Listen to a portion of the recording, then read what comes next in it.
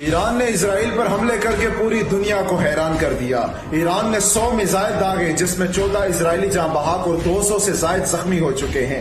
امریکہ جو خود کو بڑا سپر پاور سمجھتا تھا، جو بار بار ایران کو دھمکیاں دے رہا تھا، لیکن ایران بھی خاموش نہ بیٹھا اور اسرائیل کو ایسا جواب دیا کہ اس کی نسلیں بھی یاد رکھیں گی۔ تل ابیب، القدس اور تمام جگہوں پر سائرن بج رہے ہیں اور تمام لوگ شٹر ڈاؤن جا کر اپنی جان بچانے کی کوشش کر رہے ہیں۔ اس وقت پورے اسرائیل میں خوفوں کی راز پایا جا رہا ہے اور دوسری طرف ولی عہد محمد بن سلیمان نے یہ کہا ہے کہ ہم اس جنگ میں ایران کے ساتھ کھڑے ہیں، اس قاتل سے بھی اور مقتول سے ہمدردی بھی۔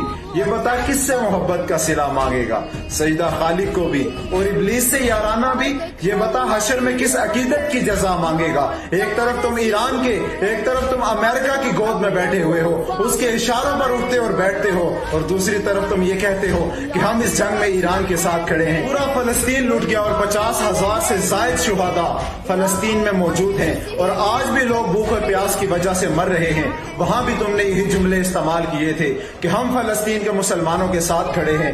بھائی ساتھ کھڑے ہونے سے کچھ نہیں ہوتا جب تک تم عملاً میدان عمل میں نہیں اترتے اور ان مظلوم مسلمانوں کی مدد نہیں کرتے۔